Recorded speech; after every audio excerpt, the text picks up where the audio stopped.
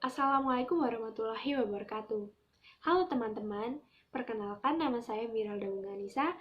Nah, di sini saya akan bercerita tentang proses awal kegiatan pengamatan hingga pada akhirnya saya dapat melangsungkan kegiatan pemberdayaan. Kegiatan pertama yang saya lakukan adalah pengamatan. Pengamatan dalam hal ini bertujuan untuk mengidentifikasi masalah yang ada di dalam masyarakat. Singkat cerita, dari hasil pengamatan yang saya lakukan di lingkungan rumah, saya mendapati satu keluarga yang memiliki lahan komoditas hortikultura. Mereka merasa bahwa pemasarannya itu sulit, sehingga hasil produksinya digunakan untuk kebutuhan sehari-hari. Setelah melakukan perbincangan santai bersama keluarga ini, saya menyimpulkan bahwa mereka ini memiliki permasalahan pemasaran yang kurang efektif. Kegiatan selanjutnya yang saya lakukan adalah teknik PRA, di mana teknik PRA ini bertujuan untuk meng-cross-check apakah permasalahan yang saya simpulkan sama dengan permasalahan yang dihadapi oleh sasaran saya. Nah, teknik PRA ini hasilnya juga akan menjadi konsep pemberdayaan yang akan kita lakukan. Teknik PRA yang saya lakukan ada dua macam. Yang pertama adalah identifikasi pohon masalah, dan yang kedua adalah daily routine time. Tujuan saya menggunakan teknik pohon masalah adalah untuk menggali dan meningkatkan kemampuan dari masyarakat dalam mengidentifikasi penyebab maupun akibat dari permasalahan yang mereka rasakan, yakni pemasaran yang tidak efektif. Kemudian, penggunaan daily routine bertujuan untuk meningkatkan sikap mereka terhadap manajemen waktu agar mereka ini dapat memanfaatkan waktunya dengan baik dengan hal-hal yang berguna dan menghasilkan suatu keuntungan bagi dirinya maupun keluarganya. Dari hasil PRA yang saya dapatkan, saya beserta dengan sasaran memutuskan untuk melakukan pemberdayaan dengan tema permasalahan manajemen waktu untuk mengefektifkan pemasaran yang kurang efektif melalui media sosial. Hal ini bertujuan untuk meningkatkan kemampuan masyarakat dalam memanajemen waktu, serta menggunakan sosial media sebagai media pemasaran. Berikut adalah kegiatan pemberdayaan yang kami lakukan. Assalamualaikum warahmatullahi wabarakatuh. Perkenalkan, nama saya Miralda Bunganisa dari kelas F Pemberdayaan Masyarakat dalam Agribisnis.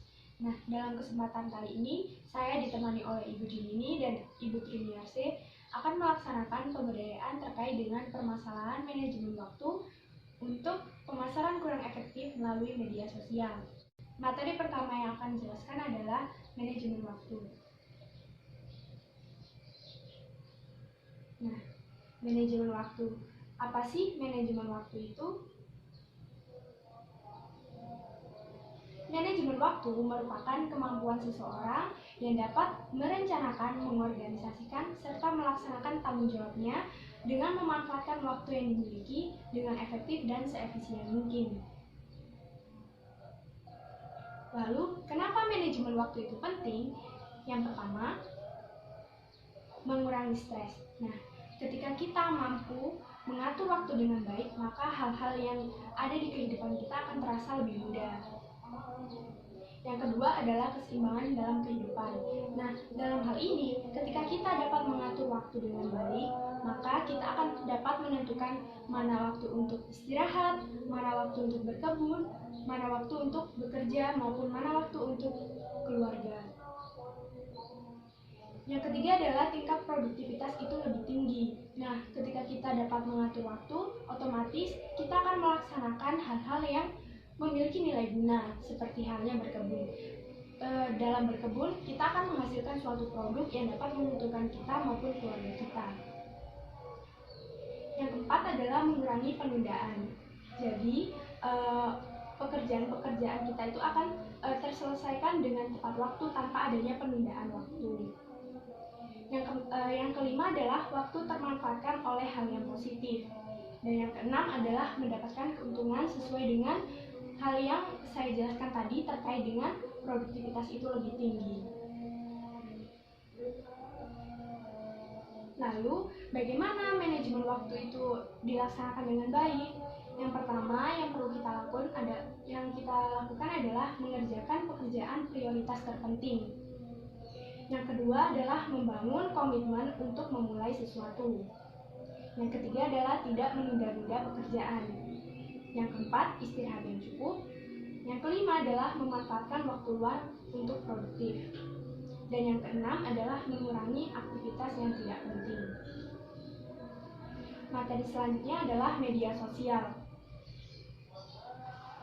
Apa sih media sosial itu? Media sosial itu merupakan media yang memiliki kegunaan sebagai media komunikasi jarak jauh, sumber informasi baik dalam negeri maupun luar negeri, serta media penambah relasi yang dapat menjadi media pemasaran. Nah, dalam hal ini saya mengambil contoh sederhana media sosial. Yang pertama adalah YouTube, yang kedua adalah WhatsApp, yang ketiga adalah Instagram, yang keempat adalah Facebook.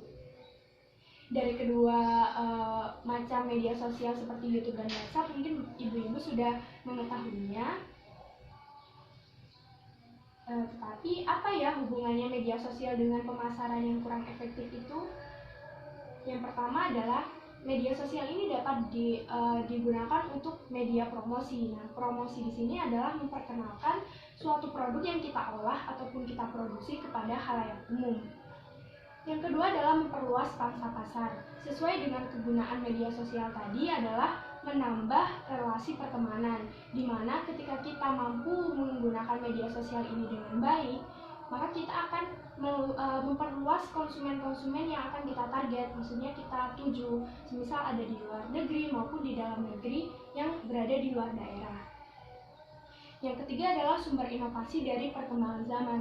Nah, dalam media sosial itu marak sekali produk-produk modern yang diolah sedemikian rupa yang mampu menggait konsumen itu lebih tingkat pembelinya itu lebih tinggi. Nah, berikut adalah cara-cara menggunakan media sosial. Yang pertama adalah Instagram. Nah, pasti dalam Instagram kita perlu membuat akun baru. Yang kedua adalah mengisi bio Instagram dengan deskripsi bisnis. Yang ketiga adalah membangun relasi dengan mengikuti akun-akun orang yang dikenal dan mencoba untuk mengkomentari serta meminta bantuan untuk mempromosikan akun kita. Yang keempat adalah mulai menata produk dengan foto yang menarik serta deskripsi yang menarik. Yang selanjutnya adalah Facebook.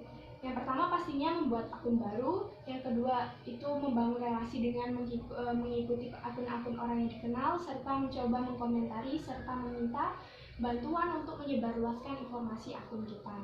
Yang ketiga adalah mulai menata produk yang akan ditawarkan dengan foto yang menarik serta deskripsi yang menarik.